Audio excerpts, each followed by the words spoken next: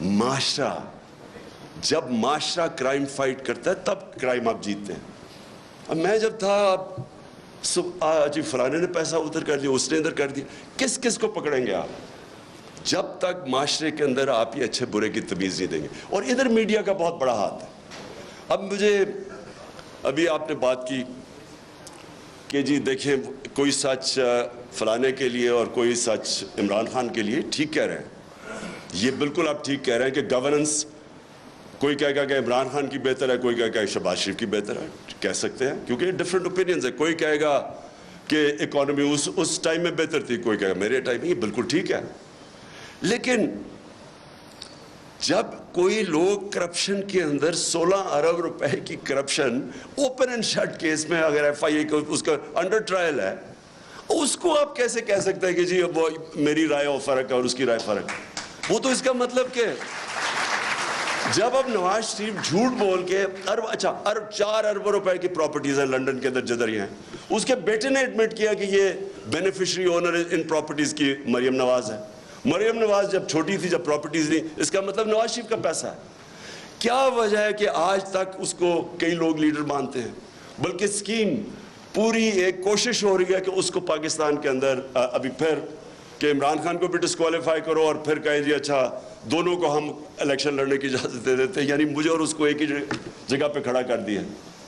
اتنے بڑے لٹیرے کو کہ یہ کہہ رہے ہیں کہ جناب عمران خان وہ کیونکہ پتہ نہیں وہ اس کیس کے اندر الیکشن کمیشن. دیکھیں یہ ہمارا سب سے بڑا چیلنج ہے. اور ادھر میڈیا کا بہت بڑا رول ہے، بیکاز میڈیا عوام کے اوپینین کو شیپ کرتا ہے. جس طرح کہ اسحاق ڈار جب گیا ہارٹ ٹاک کے اوپر تو اس نے جو اس کا حال کیا ہے، کوئی بھی ویکنس جس میں ہو یہ جس کے اوپر کرپشن کی، وہ نہیں جا سکتے میڈیا کے اوپر، وہ چھپتے ہیں میڈیا سے. یا ہر روز شام کو جن کے اوپر اربوں روپے کرپشن کے کیسز ہیں وہ جا کے بٹھا دیتے ہیں. ایک بیچارہ پی ٹی آئی کا معصوم سا ہے، وہ بٹھا دیتے ہیں ساتھ، وہ پنچنگ چل رہی ہوتی ہے، تم چور ہو تم چور ہو.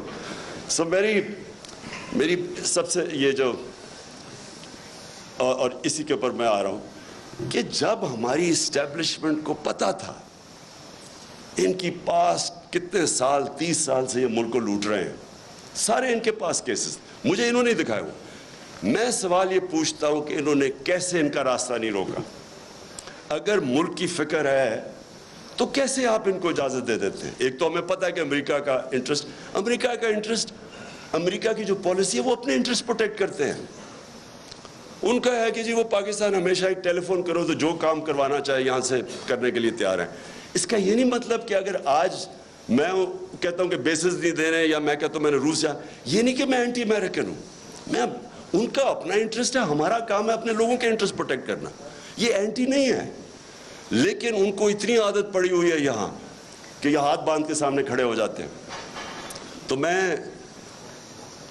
یہ مجھے ایشو ہے کہ کیسے ایک باہر سے ہمیں پتہ ہے ڈونلڈ لو وہ تو سب کے پاس اس کا جو سائفر تھا وہ تو سب کے پاس ہے، وہ تو آرمی چیف کے پاس بھی گیا تھا، پریزیڈنٹ پاکستان کے پاس بھی گیا، میرے پاس آیا، فورن آفس کے پاس. تو وہ تو ہمارے پاس پتہ تھا کہ وہ ایک انڈر سیکرٹری کہتا ہے کہ عمران خان کو اگر نہیں ہٹاؤ گے تو کانسیکوینسز ہوں گے پاکستان کے لیے. لیکن میں حیران ہوں کہ جب یہ بھی پتہ تھا کہ باہر سے سازش ہے، یہ بھی پتہ تھا کہ ہمارے لوگوں کو پیسے دے کے خریدا جا رہا ہے، اور یہ بھی پتہ تھا کہ چور ریپلیس کرنے والے ہیں جن کے اوپر کرپشن آپ کے دور میں کیسز بنے ہوئے ہیں، پھر کیسے ان کو اس ملک پہ مسلط ہونے دیا؟ کیونکہ اسٹیبلشمنٹ کے پاس پاور ہے، ان کے پاس اس وقت سب سے زیادہ پاور ہے. تو پاور کے ساتھ ذمہ داری آتی ہے. یہ نہیں ہو سکتا کہ پاور آپ کے پاس ہے اور ذمہ داری کسی اور کے پاس ہے. اتھارٹی اور پاور ساتھ ساتھ جاتے ہیں. جب یہ اوپر آئے ہیں تو آپ جتنا مرضی کہیں ہم نیوٹرل ہیں، جو مرضی آپ کہیں ہم نیوٹرل ہیں، تاریخ کے اندر لوگ آپ کو بلیم کریں گے یہ جو ملک کے ساتھ کیا ہے. یہ جو اوپر آ کے اوپر بیٹھے ہیں،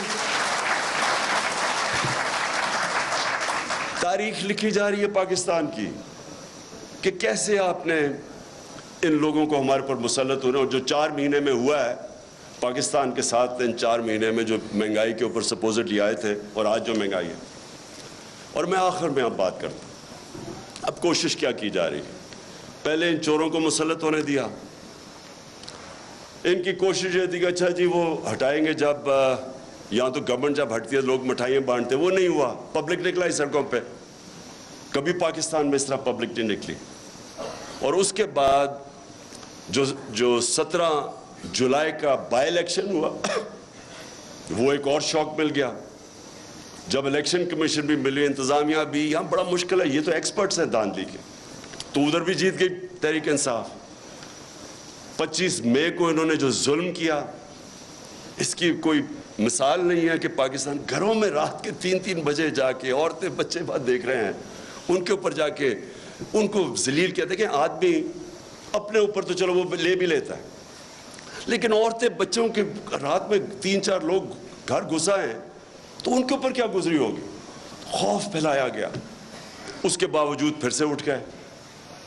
اور اب کیا فیز ہے، یہ فیز ہے سائیکولوجیکلی اس ملک کو ایسا دبایا جائے کہ ہم بھیڑ بکریوں کی طرح یہ تسلیم کر لیں جو اوپر سیٹ اپ آیا ہوا، اور اس کے لیے ہر حربہ استعمال کیا جا رہا ہے۔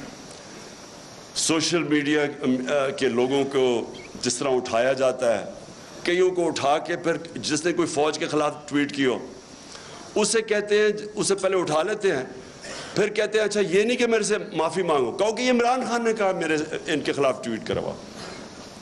ان سوشل میڈیا وہ بیچارے بچوں کو اٹھا رہے ہیں۔ یہاں میڈیا یہ سامنے میرے بیٹھے ہوئے ہیں، میں نے دیکھا کہ ایاز امیر نے بڑی کیئرفلی ایسے ورڈنگ کی کہ انشاءاللہ کپڑے اب نہیں پھٹیں گے اس باری۔ یہ ان کا فورن آفس کا ایکسپیرینس ہے، ڈپلومیسی۔ اور سمیع ابراہیم، عمران ریاض، اور مجھے بڑا افسوس ہے کہ ارشد شریف، اب ارشد شریف جب سے میں وہ جانتا ہوں وہ ایک اپنی سوچ کا آدمی ہے، بہت ہی پیٹریوٹک، محب وطن پاکستانی ہے، وہ جو سمجھتا ہے کہ وہ ٹھیک لائن پہ ہے اس کو پڑ جاتا ہے، اور اس لیے اس کو لوگ دیکھتے ہیں کیونکہ ان کو پتہ ہے کہ وہ اس کا سٹانس کدھر ہے۔ اس جیسے آدمی کو دھمکیاں، گھر میں باہر گاڑیاں کھڑی، اس کو باہر جانا پڑا، صابر شاکر باہر چلا گیا، اے آر وائی کو بند کر دیا۔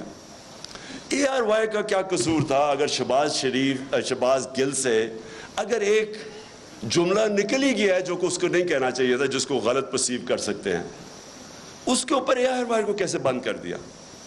وہ اے آر وائی کو اس جملے کی وجہ سے نہیں بند کیا گیا۔ ایسی باتیں کہہ بیٹھے نواز شریف اور مریم اور یہ جو ایاز صادق، فضل الرحمان کیسی باتیں کہہ گئے فوج کے خلاف، ان کے لیے کبھی ایسی چیز نہیں ہوئی۔ اس بیچارے سے جو کیا ہے، مجھے تو پہلے 2 دنوں میں پتہ ہی نہیں تھا اس کا، جب ہمارا وکیل مل کے آیا مجھے تو تب پتہ چلا اس بیچارے سے کیا کیا۔ یعنی کتنا بڑا جرم ہوگا کہ ننگا کر کے اس کو ٹارچر کیا انہوں نے۔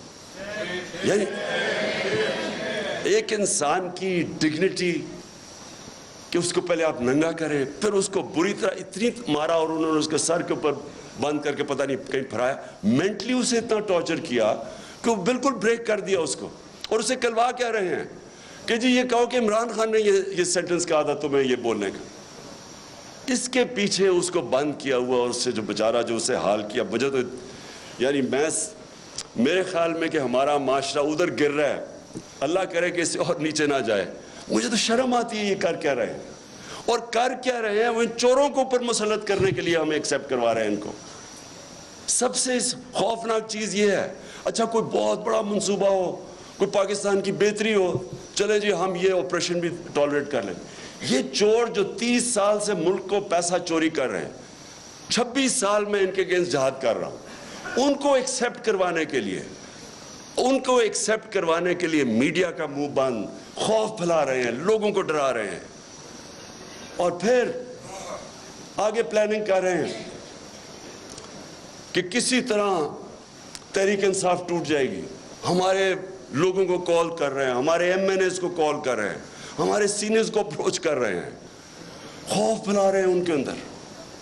اور میں اس لیے آج ساری اپنی قوم کے سامنے کہنا چاہتا ہوں کہ دیکھیں یہ واقعی ایک پاکستان کا ڈیفائننگ مومنٹ ہے۔